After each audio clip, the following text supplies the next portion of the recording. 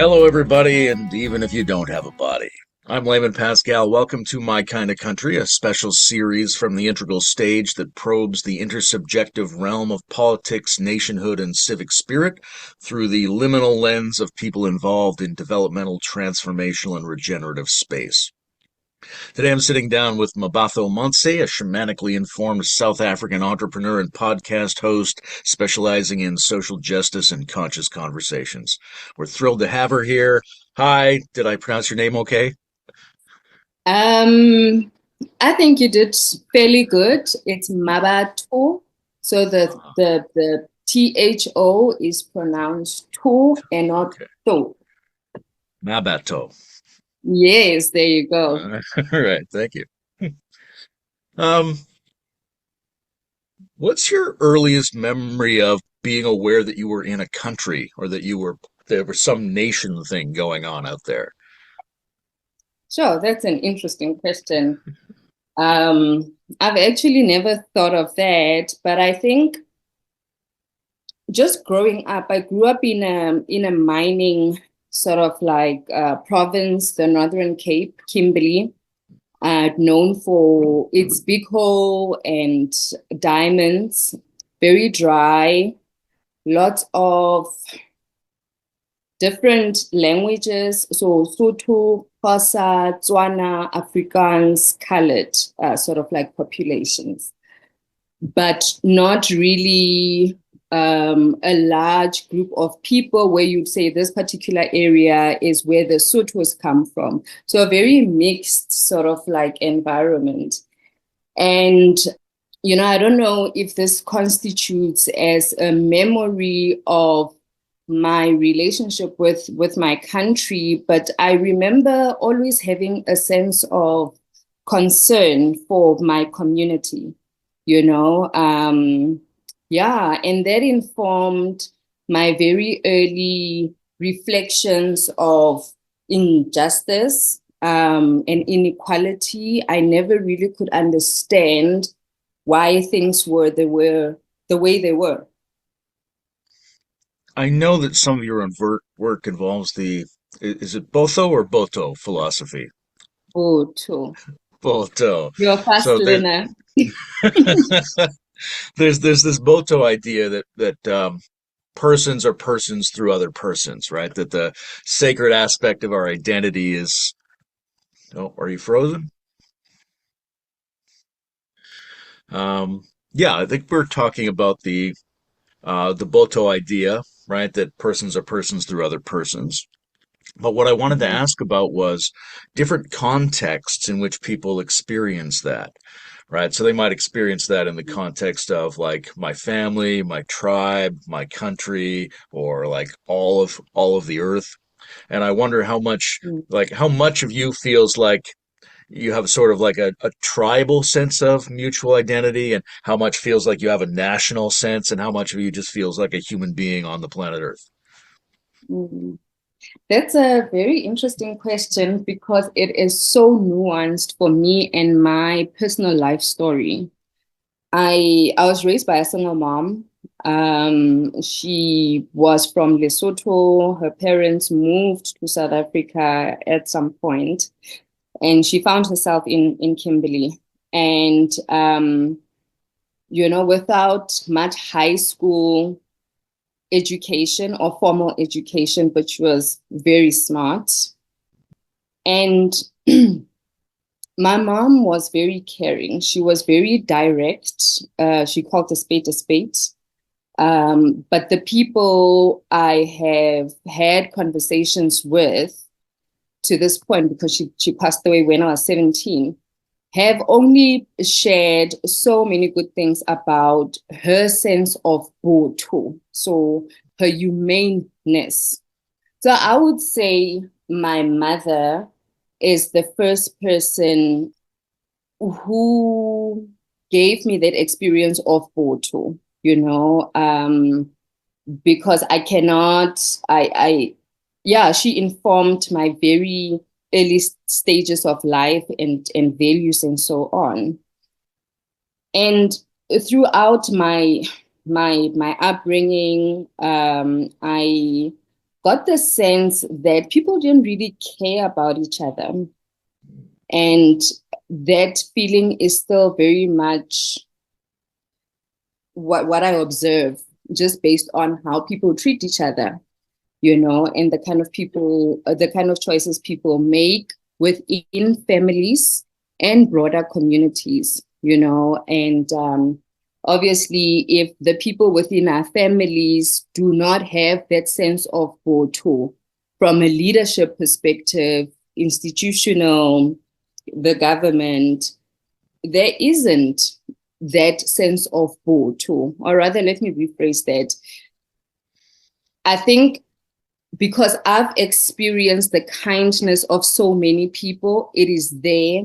However, it is overshadowed by other things that one can attribute to a whole lot of things. Our history with colonization, ancestral trauma, capitalism, and how it turns people into these, So I would say in as much as I have experienced kindness and compassion and generosity from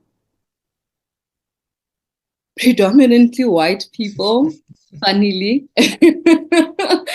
I have often felt I've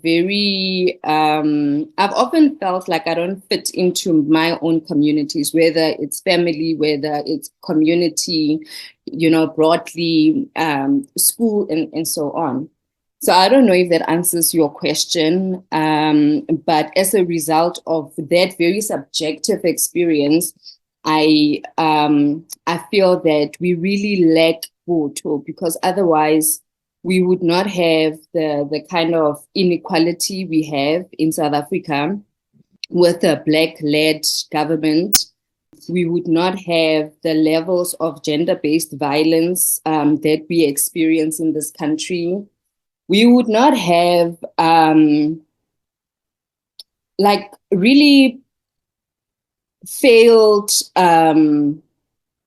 millions of rands spent on failed infrastructure programs or projects that are supposed to alleviate poverty within communities and to make the lives of ordinary South Africans better. Yeah. You feel like the absence of botho is sort of like upstream from the failure of a lot of the social programs that the government implements that are ostensibly supposed to make things better, but they don't work because this spirit is missing between people? Absolutely. Absolutely. And I mean, through my research work, I trace it back to really just that cultural erasure. People know botho as a concept. They know it theoretically, but they do not embody it. And with I'm learning, because through my schooling career, I did not, I was not taught about botho. I was not taught about African philosophical foundations, which is really the essence of what makes us us, right? So that was not there. And so I've had to figure out my own lens through which I view the world and understand my experiences. Children are swimming. I'm going to have to close the door. Yeah, so there's a big vacuum. There's a big vacuum, and I think it is as a result of lack of identity that is rooted in something bigger than us. And for us, that is our indigenous knowledge systems. And within that is the spiritual aspect of who we are. And that is our relationship or relations with the more than human world, including our ancestors. And so when we have lost our culture in the ways we have, of course, people will be the way they are. it's interesting because there's a country, South Africa, and it's whatever it is, 100, 120 years old, but then people have lived there for at least 100,000 years. And then the government of this country wants to say, we are your bigger identity, right? You should work with us.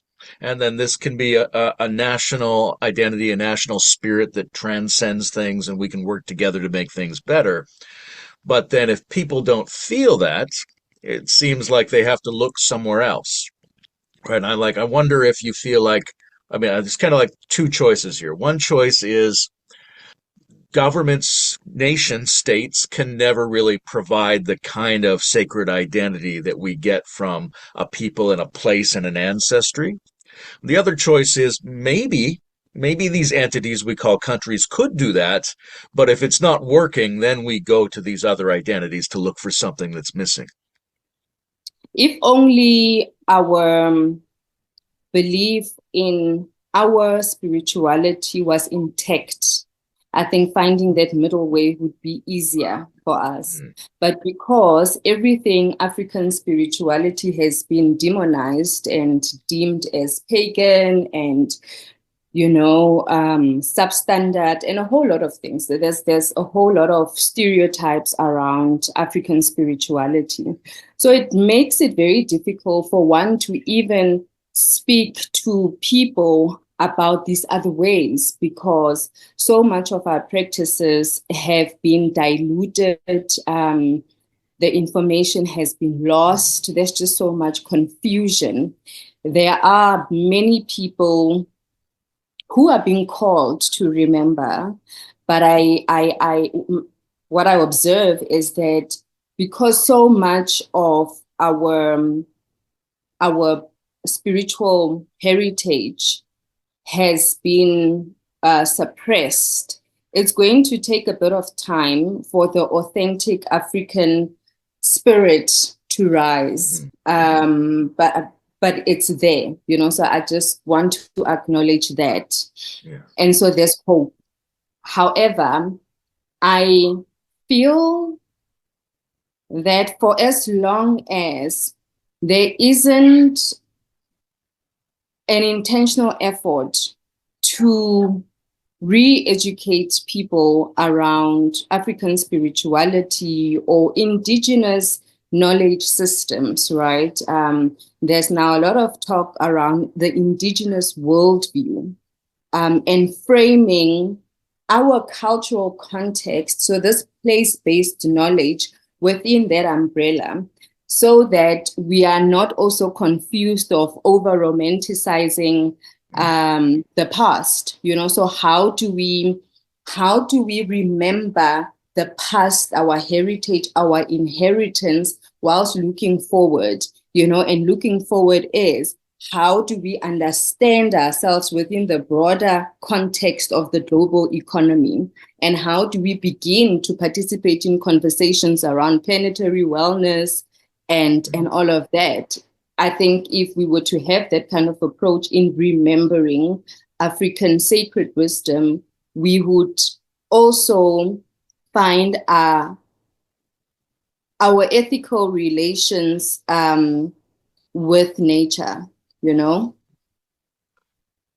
I think there's a really interesting question about what is the role of countries in a global future, right? And then one argument is that what we need to do is build healthy nation states, and like you're saying, for South Africa to be a healthy nation state, it would have to be more proactive in supporting intelligent, pragmatic um, experiences of the indigenous and traditional worldviews that are possible, and at least have them maybe on equal footing to colonial Christianity and also to, I'm sure, all the atheists and technocrats who are there as well, right? That if you had a more richly thriving country, that country could be a way of connecting people and regions and the ecology to the global environment.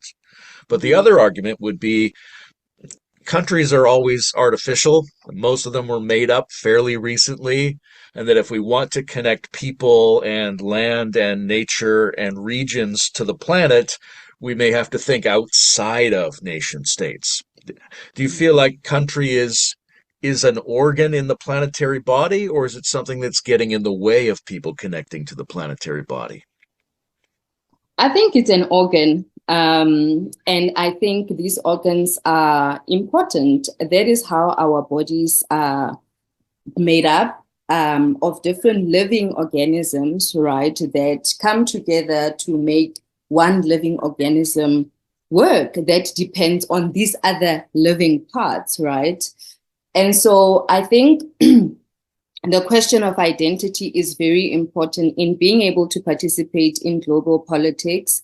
I think South Africa has never had a conversation around what kind of country do we actually want to be? What is it that we want South Africa to be known for? What is it that we think we can offer to the world? You know, that comes easy. And when you think of those few points, they lead us to the human experience, the individual experience. So in as much as one is a part of a broader community, but it is important to understand who you are, what are your values, how do your personal values fit into the broader community, what is it that is your unique offering, right? So what are your unique gifts? It takes us back to that a conversation around, do people actually know themselves? You know, what is your unique talent? Because I believe we all have got things to contribute, right? A purpose. So how does that fit into your immediate community? And how does that fit into a conversation around your country? You know, so I think for as long as South Africa has not identified that, we are not able to work towards a shared vision. You know, there's nothing that grounds us. And I think that is problematic. So that is point number one. And I think for as long as that is the case, connecting it again to colonization and the dominance of white culture and modernity on other countries, you know, to want to make everything the same defeats the purpose of nature. Nature is a very dynamic, diverse ecology. And I think we will all thrive when we are able to contribute from an authentic place, right? And feel supported. And yeah. Yeah, so I think for as long as we've not had that family conversation during load shedding, so we went through a period where we would have these scheduled blackouts because of power issues. In fact, during COVID, the president would call these meetings. We used to call them family meetings, where at 7 p.m., Cyril Ramaphosa would be on our screens telling us what the situation with COVID was. So I think for as long as we have not had that focal place of attention, we are all pulling from different directions, you know, and many people don't feel supported. I observe it as an entrepreneur. I see how government departments are not speaking to each other.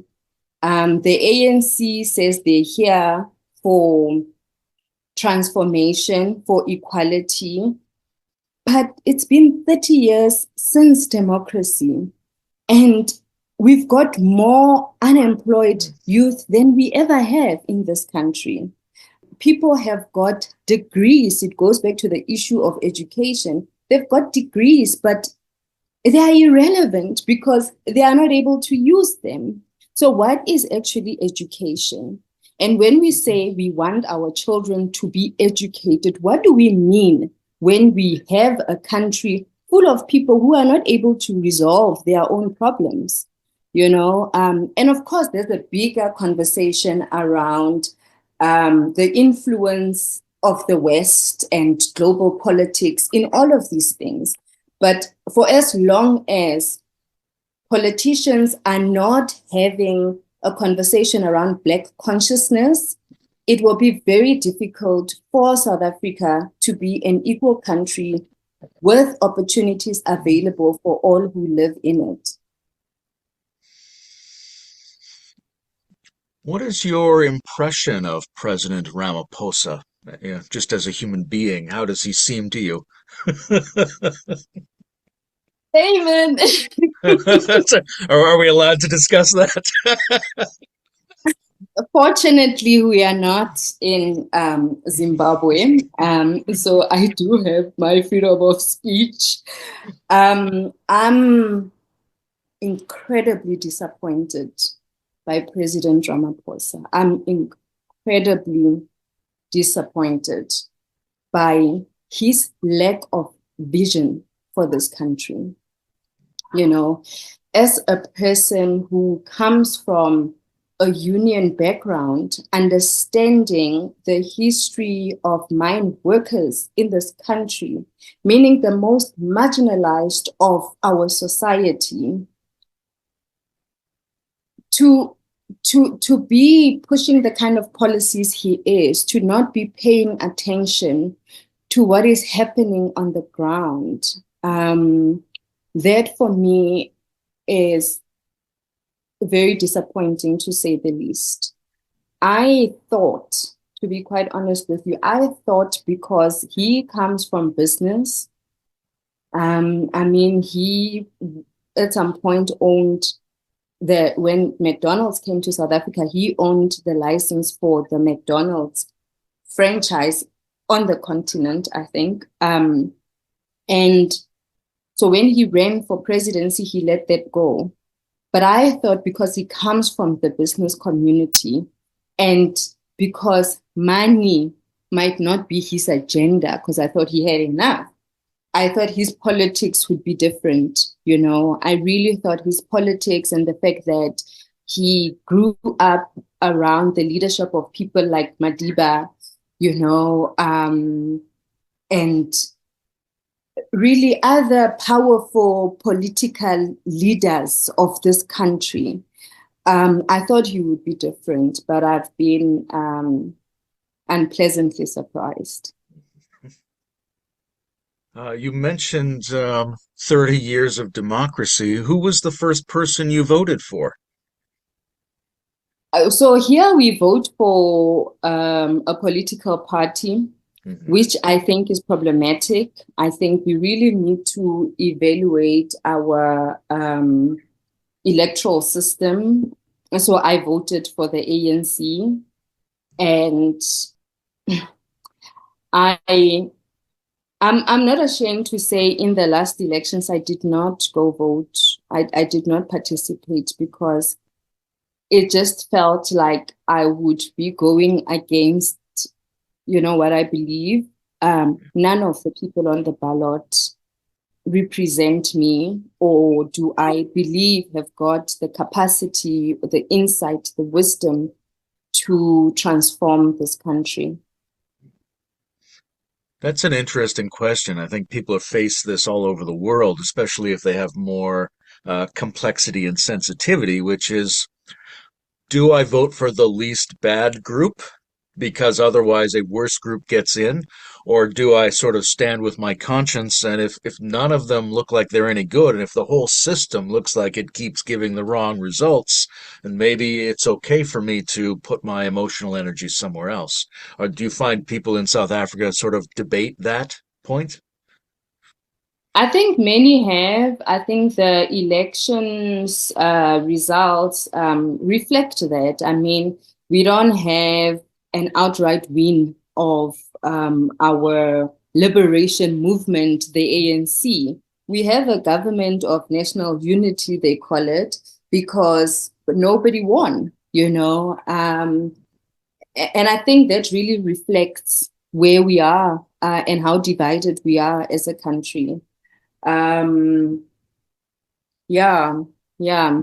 So I don't know how and when people will be tired enough to want to change the status quo.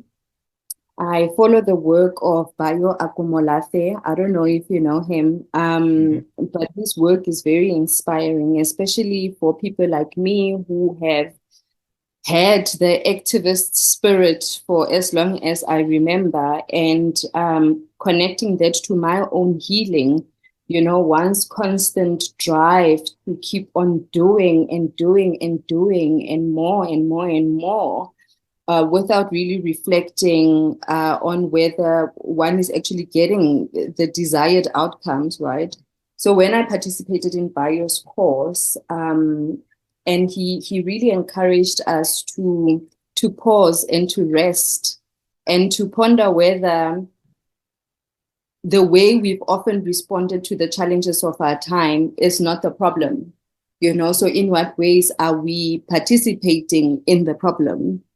And I think until ordinary South Africans ask themselves that question, connecting it to their own personal experience of life, because I can tell you, many people are not happy.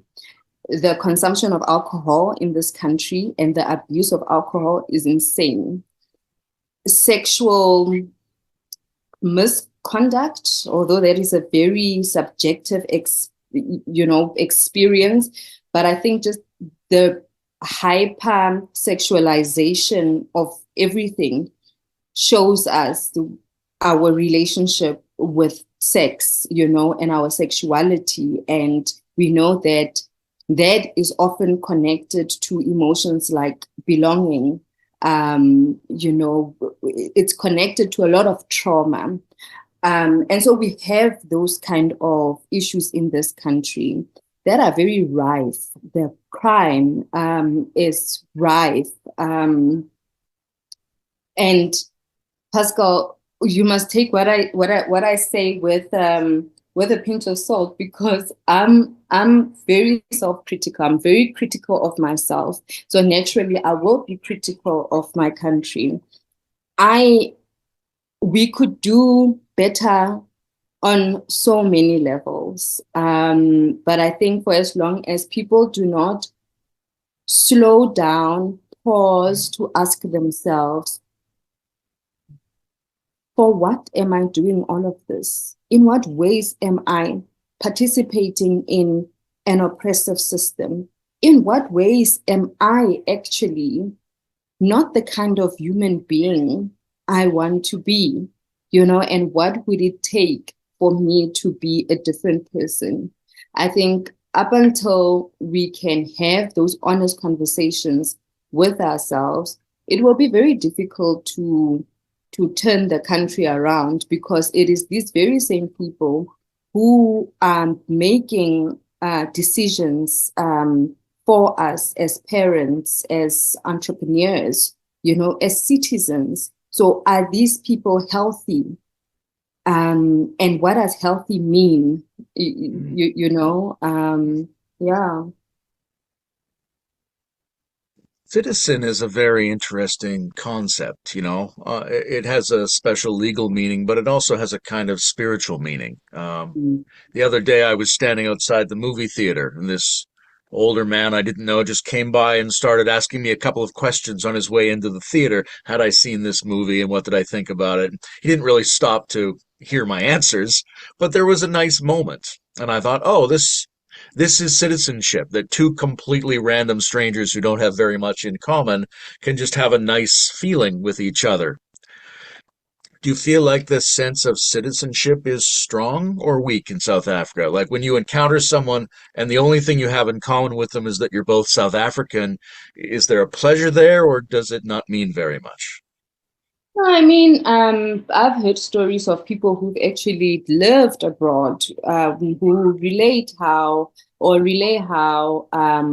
happy they are when they meet a South African, in a foreign country, the accent, just how we are, how warm we are.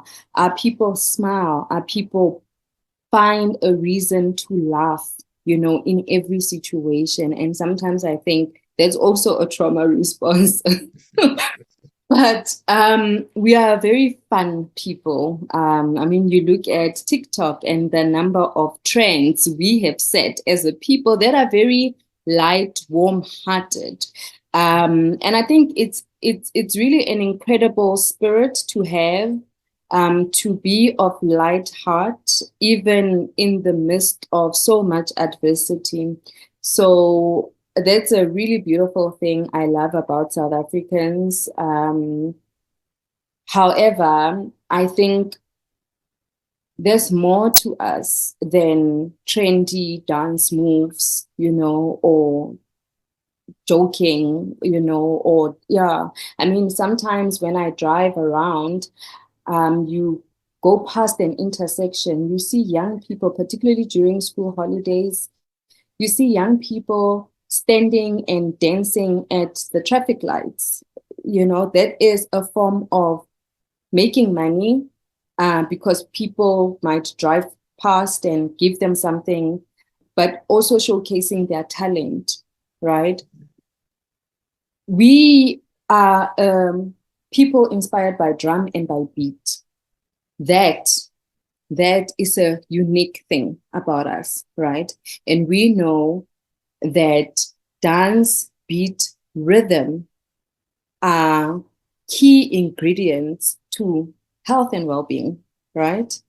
So could our government see that as something unique and nurture this talent and not allow our children to almost have that sense of being beggars? Can there be initiatives to help these children with professional choreographers? How do we participate in global communities around dance and movement? How do we've got a dance called Sipantsula, unique to South Africa, that could be something we share with the world. If one is talking about business, something we export as talent, so that young people know that body movement as a practice or creativity or art is beautiful and they can actually be talented as artists. So because how we are as Africans is very creative and very neurodiverse, we are we are not understood. And I think sometimes we don't even understand ourselves, because then parents fail to nurture the creative talents of their children, because the status quo says art does not pay. You will not get a job as an artist. So how do we begin to think about those kind of things in different ways in nurturing our individuality and the creative contribution we have to make to our global community? Yeah, yeah. I think in speaking about that citizenship,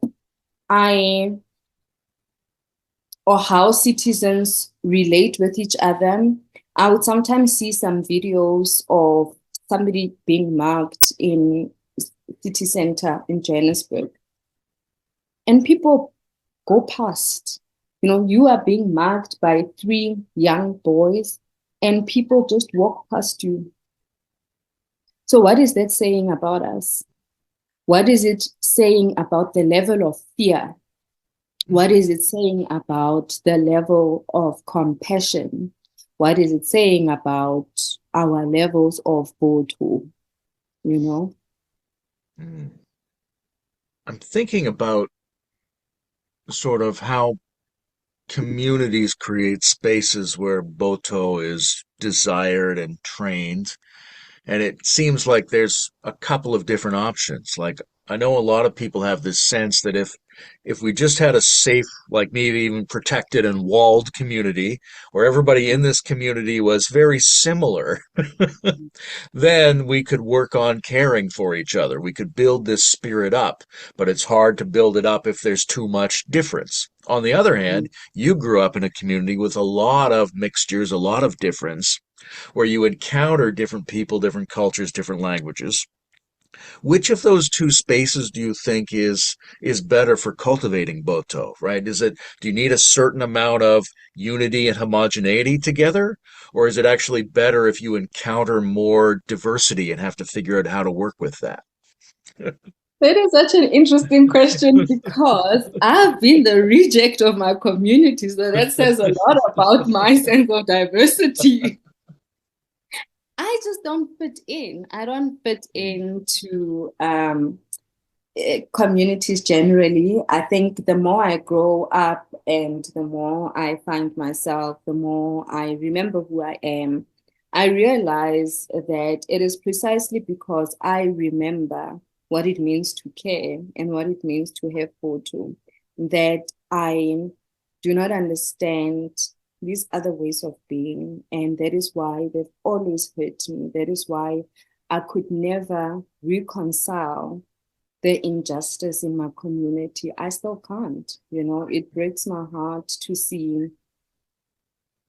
how things are. It breaks my heart to experience caring so much for people and over and over again, people responding from a place of fear, and that means betraying your trust. That means sabotaging me as an entrepreneur, as a business owner. So there's all these dynamics, Layman, that make those things so difficult, because sometimes I wonder, is it just my personal experience? Is it just me who is experiencing or who yearns for this sense of oneness alone? Or what inspires other people? I often wonder what really inspires people to be how they are, and do they ever think about it, And now I forgot your question because my heart is so. Oh, that's a good answer, and I think we will explore some themes like that in our next conversation because the relationship between people who have complexity and sensitivity and also sort of see into other aspects of reality. How are they related to the community's collective body, its collective sensibility? Because most people in most communities don't have the time and maybe don't have the internal mechanisms to focus on that, and they need special people in the tribe to help do that for them. But that's a very complicated question in the modern world. Yeah, and I think I find capitalism so cruel in that it does not afford people that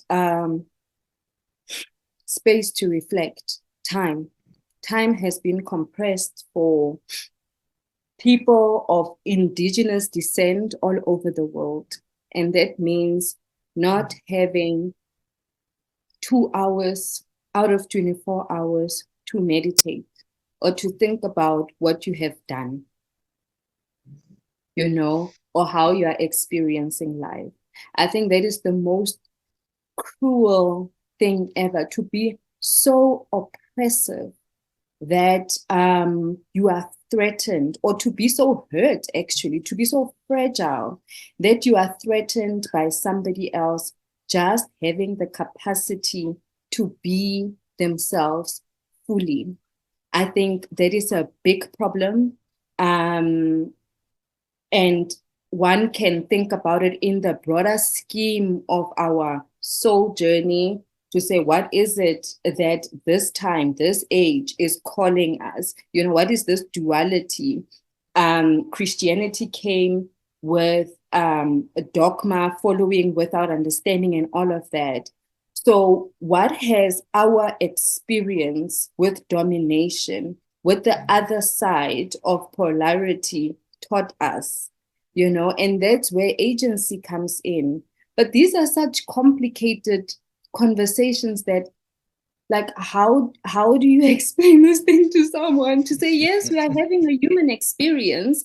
This is the school of earth. I mean, the earth school that is meant to teach you about your own shadow and what other people are reflecting, but it's all an illusion. It's all a story, and you get to be the hero of your own story, or of your own life. It sounds too simplistic, but that is what it is. When we begin to remember who we are, which is a longer process, right? Which is the decolonization process, which is the healing and the recovery process. Now, when people are more concerned about what they're going to eat tonight, how are they going to think about personal decolonization? How are they going to think about their ancestors? How are they going to think about the fact that, they're polluting the rivers? Or how are they going to think about all of those things? And get to a place where their spiritual needs become more important. And we know the whole Maslow's hierarchy of needs, although he ended up where he ended up, but it works for this dimension. But because times have changed, and we are responsible for ourselves. Actually, I'm thinking about how earlier, when I was thinking about this conversation, I thought it actually means our politicians have not matured. When one thinks about developmental psychology and you connect it to, spirituality or consciousness, because they are needs, they are, the things that drive them, they are still like they're babies, not even babies, because babies are completely different. But how do we share with people without undermining them, without undermining what has happened? But how do we tell them that they are actually perpetuating these very own realities that they say they don't want? Yeah. As you mentioned time, and I think it's a very interesting concept in terms of all this stuff. On the one hand, definitely the economic system and the social habits that we've set up cannibalize everyone's time and don't give them an opportunity to check on other dimensions of what's going on.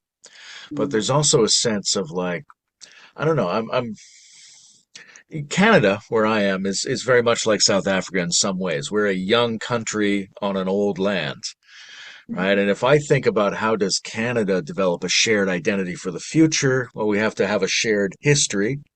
But the people here have been here for different lengths of time, right? So there's many people of European descent who have been here for 100 or 200 years. There's many indigenous people whose ancestors have been here for many thousands of years. There's a lot of Chinese and East Indian people who've been here for a couple of decades. How do we make a common past, a common history together so that we can have a common future when we have these different experiences of time? It's really tricky because people who've come here in the last few decades or the last few centuries, they don't necessarily relate to the old indigenous stories. And also, the indigenous people don't necessarily want other people to appropriate or take their stories. But if we don't agree that we all have a deep history here, then how can we have a shared future here? And that's a very tricky question, because when one thinks about this from a potential perspective, like what we are experiencing from a potential perspective, we have been presented with an opportunity to create a new story or to create a new myth where gods hopefully do not eat children. um, and for me, that story, and we've had teachers across time sharing that what is needed. And I think this, I mean, I'm not like old, but I think the story of love has been a recurring theme throughout the ages. And I think it's the only thing that makes sense, because the knowledge, the information we have, whether it's from psychology, whether it's indigenous knowledge systems. I mean, when you think about ancestral trauma from a traditional perspective, ancestors or spirits that do not inspire life would usually manifest um, when they are unhappy, when something has gone wrong. In the context of my work, some scholars speak about the soul wound, that can have very adverse results for living people. And then we know that in the indigenous context, most indigenous or people of indigenous descent have been taught to devalue their own spiritual heritage. So, what is the universal love or language? What is the universal language? And I think that is love. And everybody wants to be loved, even I tend to say to younger people, you look at celebrities. I mean, you look at people like Michael Jackson, you look at Whitney Houston, you look at many others who had it all. But how did they die? What was the cause of their death? So, what are we learning from that? And it goes back to the issue of education. Yes, technology, globalization is exposing us to all of this, which can be confusing. But what are people actually learning from all of this information we are gathering? Because what I'm learning is that having money is not everything. So one really needs to think about the meaning of their own life in a very different way. If money is not the ultimate goal, then what is? And that one finds in that liminal space, right, between our relationship with ourselves and with community, our relationship with even our own shadows. Because I've observed my own mind going wild in negativity and whatever. So I am capable of that. But what do I do with that? I observe that and I acknowledge it, and I willingly choose to be who I want to be in a particular situation. So I think that gives us an opportunity to decide who we want to be without anyone saying this is the route. But I find love to really open us to an opportunity to be whatever, because when you love your craft, your relationship with it, so your craft is whether you're an artist, whether you are an athlete, an educator, you are inspired by something totally different in doing what you do. And I think we need more of that, in the world, across nations. Yeah. Hmm. Hmm.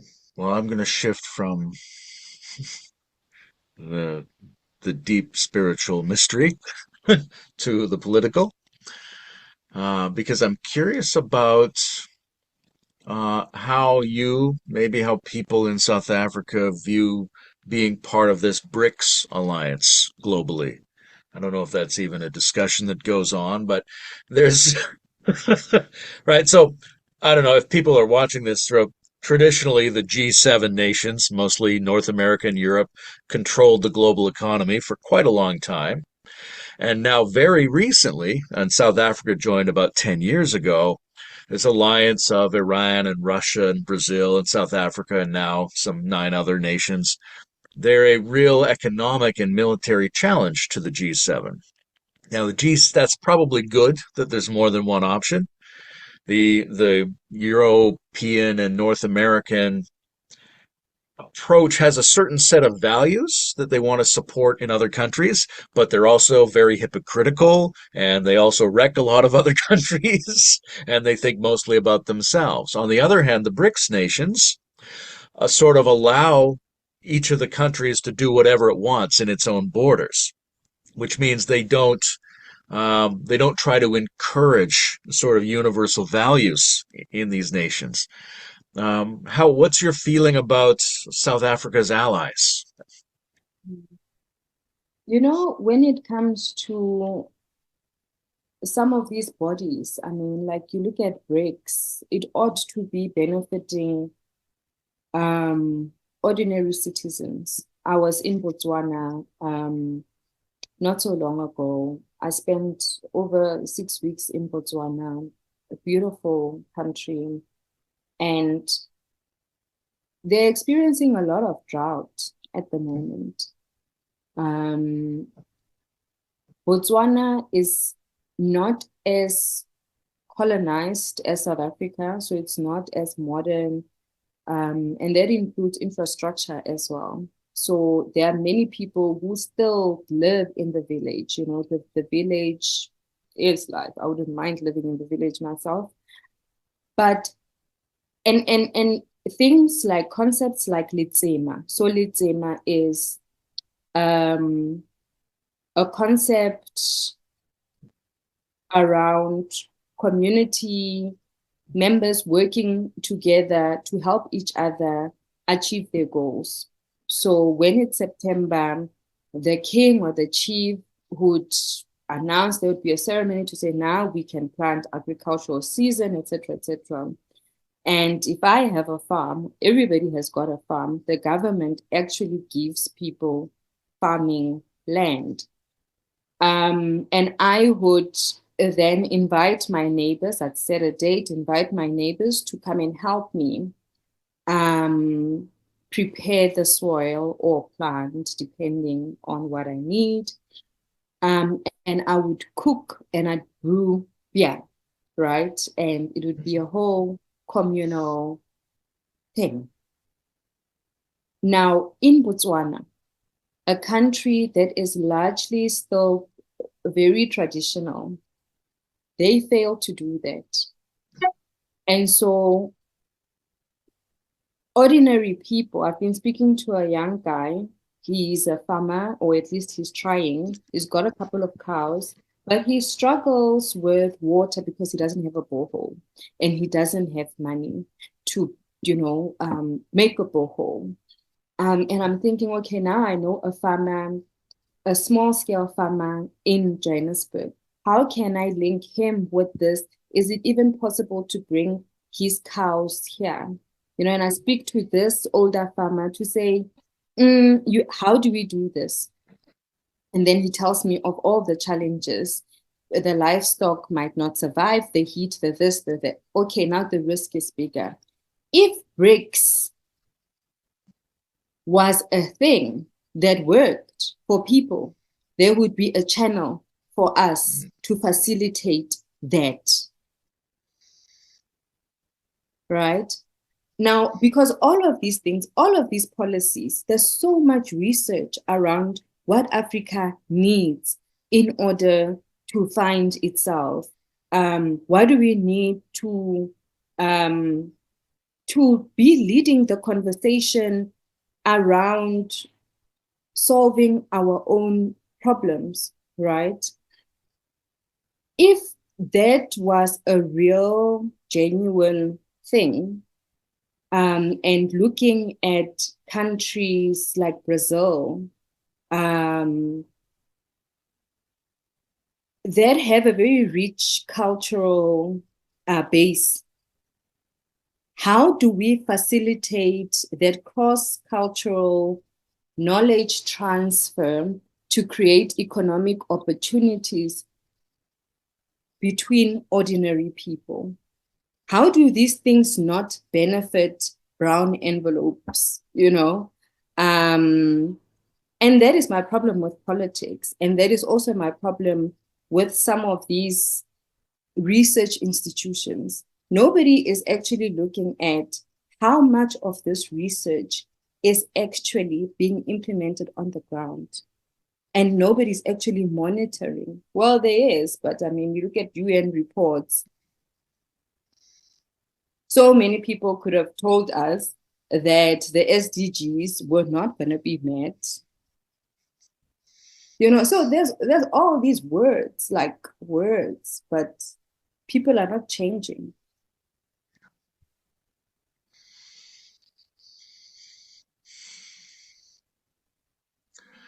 When people in the West think of South Africa, I think they mostly think of apartheid and then attempts to overcome apartheid and then the Truth and Reconciliation Commissions. And I know many people in Canada, think of situations where, oh, it would be good if we had something like that. Um, do you, or do people also, do you look back on that overcoming of apartheid and Truth and Reconciliation as reasonably successful? Was that a moment where South Africa was generating more unified spirit, or do you feel like it was mostly hype? I mean, for a very pragmatic scholar, person who is really inspired by justice, I think we have a long way to go before any of those things are no longer factors in the lives of ordinary South Africans, both black and white. I mean, we've recently had white students demonstrating because they feel Afrikaans should be kept as a medium of instruction, or at least they should have that option, and some of them saying, yes, but we cannot find jobs, and being frustrated by that, and saying, but we are not our parents. We were not there during apartheid, I was not there during apartheid, I started school 6 years after democracy. So it for me, it is a problem that, no, not 6 years after democracy. But when in 1990, I was 2 years old.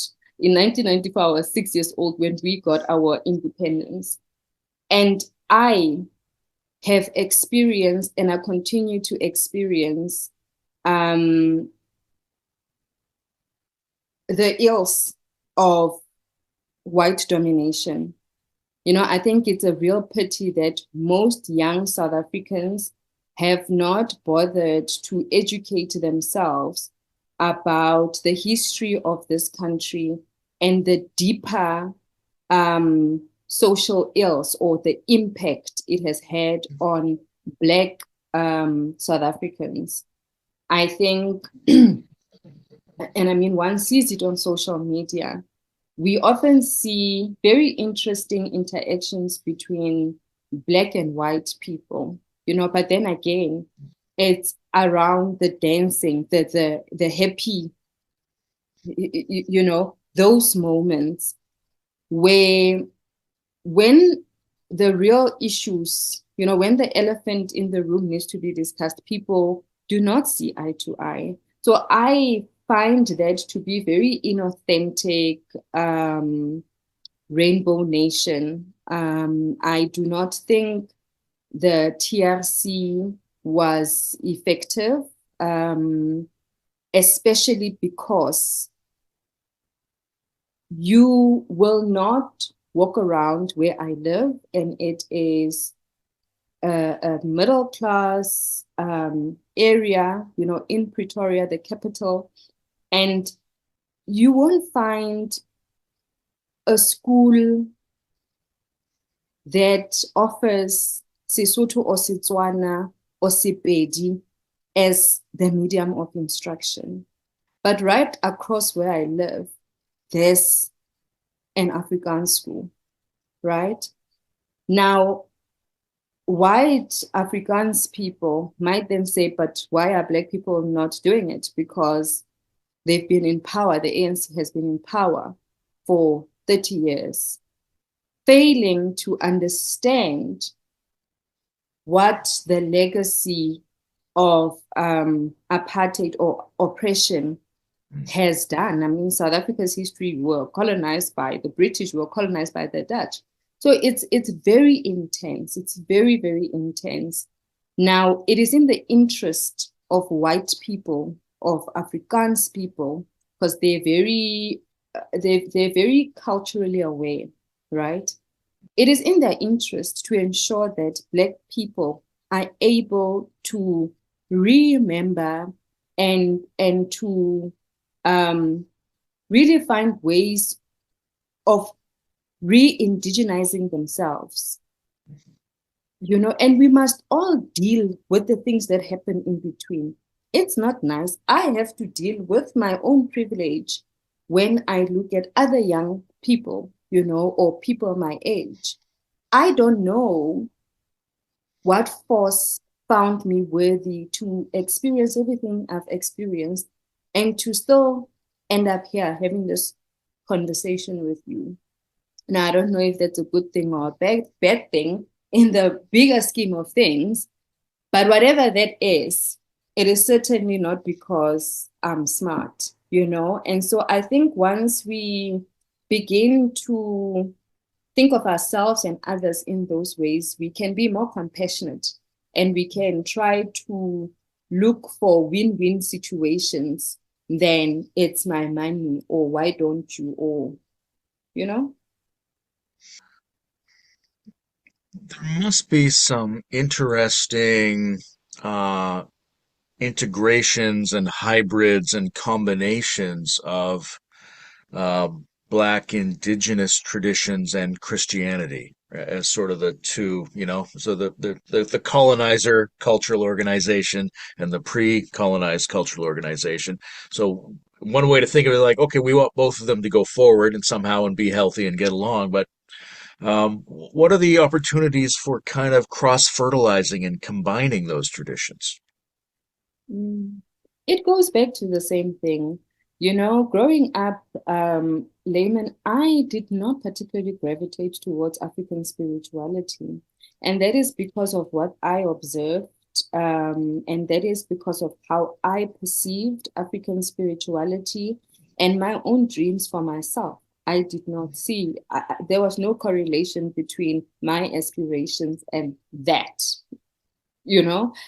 But fortunately, uh, my privilege has, through work I did with a psychologist called Marencia Lota, who very white, very much schooled or trained in the Western thought system, right? She was initiated by Sanusi Credo-Motwa, who is a renowned healer and a really wise elder, and I'll say is because for me, his spirit is very much still alive. And so by starting that journey for myself and going deeper into understanding my own relationship with myself, with my family, um, I would not, and beginning to question, oh, I thought if I have a double-story house and I drive this car and I live in an estate, I thought this is how I would feel. And it didn't translate into that, you know? And that disconnection for me between the drama of it and the feeling of it did not correspond. And I had to look for more, for me, it can't be that life is meant to be that way. Like it can't be that I'm not meant to experience bliss and joy and abundance and connection. Like I look at my relationship with Michael, we clash, but Like, I think there is a higher thing that connects us, a curiosity to say, I want to know you, you know, I want to be a part of your community. I want to be a part of your world. So how can I be helpful to you? How can I serve you? You know, so there's that element, even though we might not speak of it in those words. But for me, it's like, how do I help Michael's work get out there? You know, because he takes the time to understand me. So I think most people want that. I don't know, but I think so. And so we need to start asking ourselves different questions and trying different ways because this way did not work for me. But I'm very much aware that other people might be happy to have face paints every morning when they go to work. You know, I appreciate that. It's just not what I want for myself. And so that becomes a very tricky um question to sort of like contend with, you know? South Africa is a big economy compared to its neighbors. And so there must be a tendency for South Africa to think about South Africa all the time. But there's also all the rest of Africa where many interesting things are happening. Obviously, the ancient history of humanity is there. The experiments to build this great green wall at the edge of the Sahara is very interesting. How do you relate to sort of the Pan-African project or identity? I love my African identity. I love my African identity, and I love that there are so many emerging brands, you know, elegant, sophisticated brands, and young people are really going back to remember indigenous art forms and creating beautiful things. I mean, you look at a person like Makhosa or a brand like Makhosa, it's a clothing brand. He uses patterns he observed his grandmother work with, and he makes clothes. He makes beautiful clothes. He recently launched a store in New York, and I think that's wonderful. And we can be authentic and have our place in on the global stage. That is my desire for all of Africa. And we see, especially in the arts, I mean, we see Burna Boy, like artists like that, Black Coffee, you know, but I also observe the tendency to assimilate, you know, the stars that make it big, they assimilate to Western culture. I think it's a real shame. But of course, people are free to express themselves whichever way they choose. I think if there was more awareness around personal identity and cultural context, you know, I think we are born where we are born for a particular reason for this lifetime. And I think that particular reason should be included in our stories, you know, and that comes with its culture, with its heritage, and also with its challenges. Like being able to embrace that, I think makes for very grounded people. Um, so that is my relationship. I've always loved Africa. I love African people with all their diversity. I hope and I look forward to doing a lot of work in Africa simply because of our sense of humanity. You know, I think in as much as we have all these challenges, I think deep down we're really good, warm-hearted people, you know. And I think as a young person who is relatively well exposed to global trends. I wish people who are identified as Pan-Africanists had a sense of Black consciousness, you know, and I think there's a distinct difference. And I don't know how much you know about Steve Biko, who taught a lot or shared a lot about Black consciousness. I think I think that sense of awareness, if we could amplify that, and if people could genuinely understand identity from a Black consciousness perspective, I think so much would change. I think how we do business, how we even organize our economies. I mean, South Africa, our structures, laymen, are still very much the structures we inherited from the system. You look at the land issue. How do we begin to have a discussion that comes from a place of wanting to build, right? That comes from a place of unity.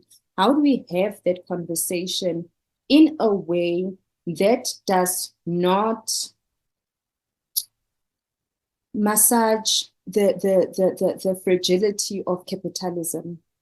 So Black consciousness also makes people aware of who they are. We are not weak. We are not a weak people. We are very strong-willed. We are warriors. So how does that become part of our story? And that goes to identity, because we need to go back to the archives. How were our ancestors? Yes, it's fine. We went through slavery. Yes, it's fine. We went through our things. But can we stop now being victims or believing that we are helpless? How do we become active participants in realizing the change we want? And that is what Steve Biko taught. That is what agency is. You look at people like Frantz Fanon. He spoke of education as being a very practical, experiential process. So what are we learning and what are we doing about what we are learning? What is this discomfort teaching us? Yeah. Okay, you ask me some questions. Um,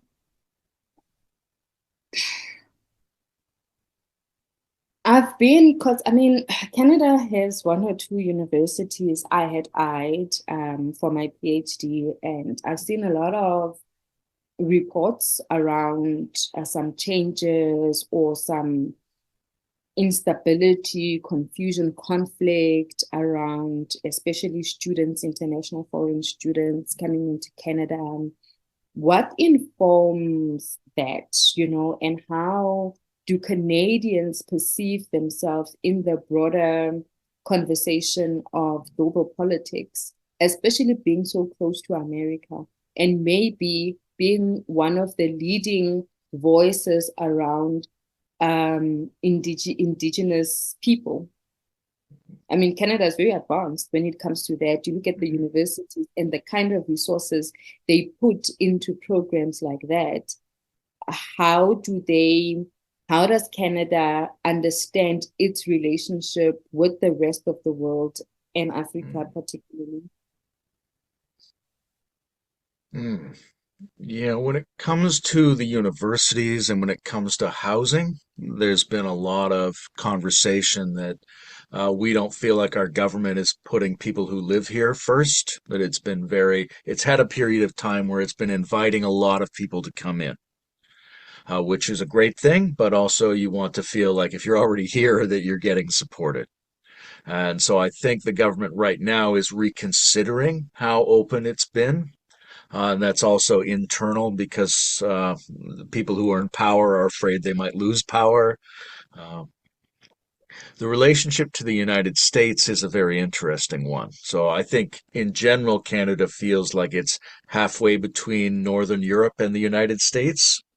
So we're a little bit maybe nicer and cooler and more socialist than they are, but we can never really get away from them because they're so close and they're so big culturally, even though we're very big geographically.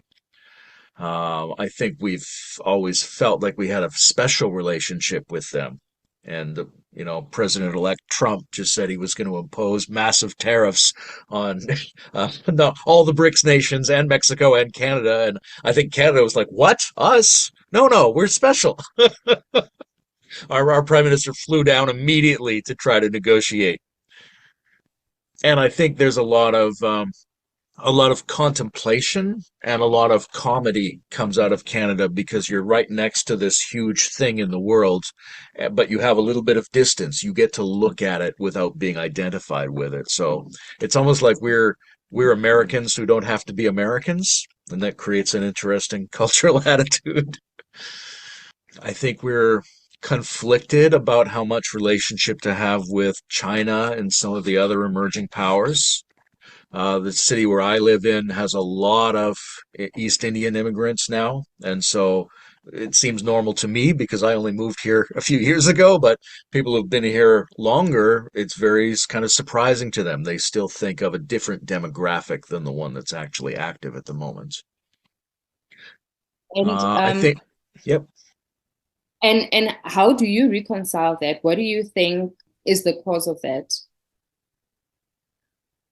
I mean, I think there's a couple of things. I think one is countries like China and India just have so many people that they can go everywhere. They're starting to pass into the world just because they have huge numbers of people. And they have a lot of skill and they have a lot of drive and they're very interested in improving their lives, especially in technical areas. I think probably the whole world will be 10% more Indian and 10% more Chinese in a couple of decades. Like we're all going to have to integrate some of that more deeply. But also, there's been specific policies to try to invite people, in particularly, to come and spend time at the universities here. Um, in terms of the response of local people, I think it mostly seems to me that it's age related, right? That you grew up in a period where you were used to a certain discussion and a certain balance of the people that you saw.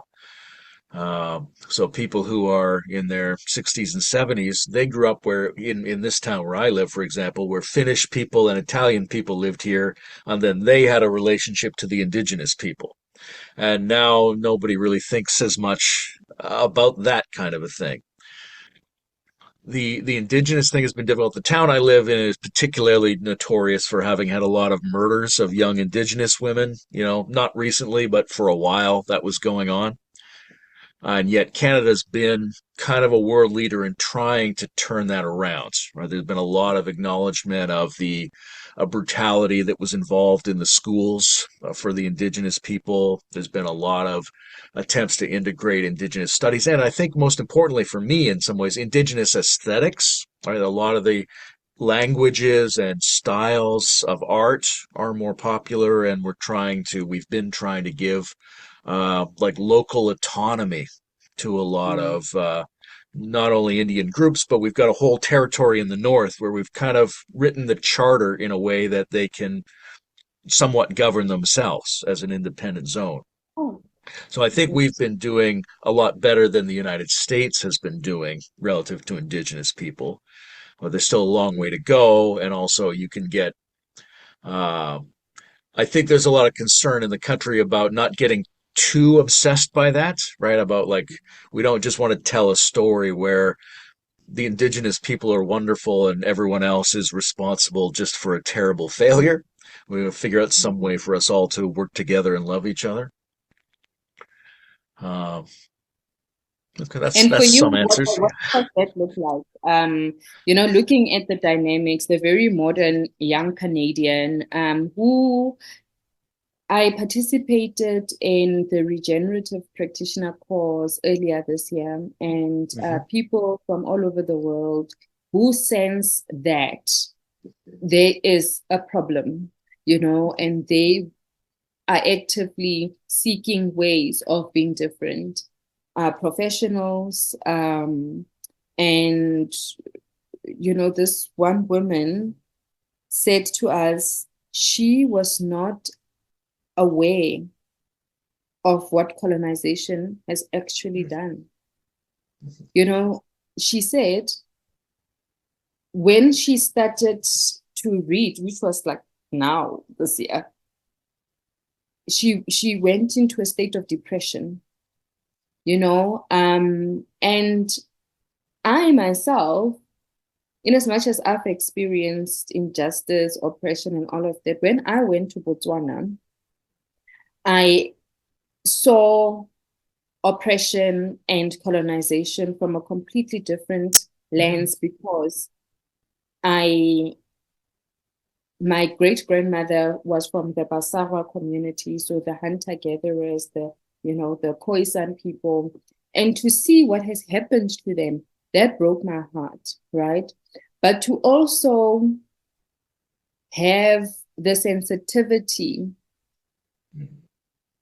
to understand what colonization has done to many white people as well, and how that conversation might be difficult to have between colleagues, as an example, right? I, the women in my life, in my life, they're mostly older women, um, close to 60, this particular one, who's white, who owns a farm, all of these things. But her experience with a white man, completely shocking. And some of the other experiences of white women I've heard, about like how they experience their marriages, the level of patriarchy they live with, and looking as an outsider, as a Black woman who has suffered triple jeopardy, and at some point, because of the white cultural dominance, I I wanted to be white, the aesthetics, the hair, that is not modernization. Modernization is completely different. Once we start dealing with aesthetics from a particular narrative, and we don't begin to question who set the standard for what beauty is as women, then we are dealing with something very different. And most women are that unaware of their choices. I wonder how Canada might be dealing with the tension between modern colonial descendant young person and an indigenous person. Is there any facilitation of some sort of healing that is coming from government or more institutional perspective? Yeah, is there any Hmm. effort? Yeah, I know there are some programs, but I don't see much of it in the country really. Like what we see a lot of government support for indigenous causes and things like that. There's institutions all around that promise that that's what they're doing, but they're not really trying to reconcile very much. Mm. I grew up in a unique position. I grew up on the West Coast on a little fishing village. So, in some ways we were living very much like the indigenous people. And my father worked on an indigenous fish boat and we would often go over and stay in their communities. So it seemed very normal to me. I didn't have either like a sense that they were weird and I could disrespect them, but I didn't have a romantic sensibility about them either. They just seemed normal. And so when I grew up, it was surprising to me to find that people had these strongly different opinions on the subject. But I think it's things like that, like people get into personal situations where there's some kind of bridging or blending. But there's not really any large scale institutional attempt at that blending, I don't think. At least there wasn't when I was a boy. And then the other part of it is, I mean, maybe we'll talk about this more in our next conversation, but I think the people who are a little bit more shamanic or a little bit more interested also in complexification and evolution, they often, I think, they're more aware of the way in which colonialization has affected them in their minds, even though they might not call it that. Like as early as I can remember, I didn't trust words that I learned from other people. I'm very suspicious about those sorts of things. Why would I think that the what the teacher was telling me about the names of the emotions were actually my emotions? Right? So then I can understand. I'm like, oh, I see. Society itself has colonized me. Mm. So that's a little bit easier for me to understand, but I think it's difficult for a lot of European descended Americans and maybe some of the newer immigrant demographics as well to really relate to the kind of understanding of interior colonization that the indigenous people experience. Mm. What do you attribute your intuitive knowing that somebody else's understanding of care, of anger, or whatever emotion is not might not necessarily be your own? I have some guesses. Um, One guess is it's like neurodiversity, that there's a kind of genetic brain set that a certain percentage of the population has in every generation going back 100,000 years. And these people just always were good at seeing that. But also, I look at the household that I grew up in and I see that they created an environment where it would be easy for me to see patterns, but check with myself to see how I felt about those patterns before engaging with them. I like that. Where did you grow up? I grew up on a little island called Malcolm Island, has a town called Sointula, although I live with Finnish people now, so they say Sointula. But a very remote, very small community on the west coast, on a little island in the woods in the rain with fishermen and farmers, with a lot of sort of hippies, people who'd come out of the 1970s, some American draft dodgers, but also it was a community where there had already been groups who'd gone there to try to make a better life. There would have been a Christian movement, and then some socialist mine workers had gone there in the 1920s to try to make a better society. So there was a little bit of a history of people trying to live differently in that community and a lot of space so that you could do what you wanted. You could do your own experiment on your own land, so to speak. Mm, that's beautiful. Yeah, I wish many people could experience that. And I wonder what you think, and I'm sure, I mean, looking at your work, I'm sure you value ancestral connections a lot.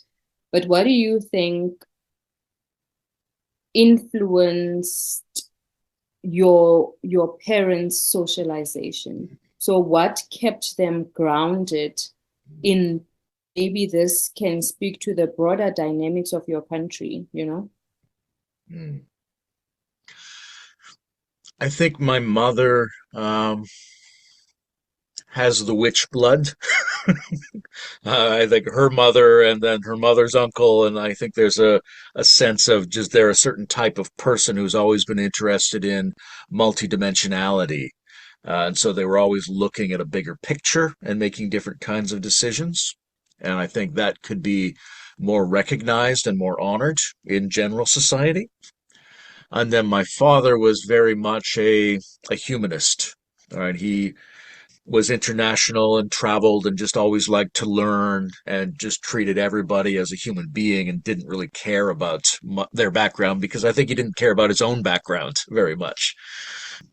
So I think those were, I mean, there's still things that's not a perfect situation, but it was a situation that gave a lot of open space for their children to explore and experiment and find any values that resonated with us rather than having values pushed down on us from them.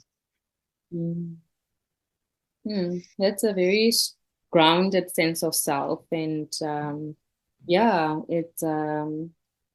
it's nice to know that, especially in this community, and I mean this community, I'll just broadly say the hippie community, although we're not. But many people who start walking this journey is mostly because they felt like they didn't fit into their families, you know. And I think in as much as people are doing all this work, my observation is people tend to get lost as well in how comforting love and light as concepts can be, and they are not really using the principles to fully transform themselves. And maybe this can be part of our follow-up discussion to say who gets to really awaken to the seed, of their soul, and to offer that as reverence to the all, right? Many I've met in South Africa, and I recently went to Costa Rica, like people are poor. People cannot even pay their rent. And people will say, I'm a god, I'm goddess this, or, like, what do you make of that? Yeah, it's Not, a not very that, let interesting me thing. say this, Yeah. not that having that stability is an indication of any progress, but I feel that it is problematic when we are not able to understand spiritual laws or our practice in a holistic way and integrate it also in ways that are able to sustain us. Well, instead of answering that question, or attempting to answer that question, I'm going to ask you to remember that question so that we can enfold it into our next conversation, because this is probably enough for anyone to listen to in one sitting already. I've had a delightful time. I'm very excited for our next talk. Thank you so much for your heartfelt and intelligent analysis of your country and your relationship to community and civic spirit and politics. It's been very nice to meet you, and I look forward to our next discussion. Thank you so much for having me, Layman. Your work is very inspiring. I love your YouTube channel. You've done so much work. I also saw your academic platform, Meta. What is it? Meta. There's a couple of different things. I use Meta for lots of Oh, different things. oh, okay. Yeah, but I saw that and I Yeah. like it, and really congratulations. I love your work. Thank you. All right. I look forward to talking with you again. Thank you. All right. All right. Thanks a lot. Bye.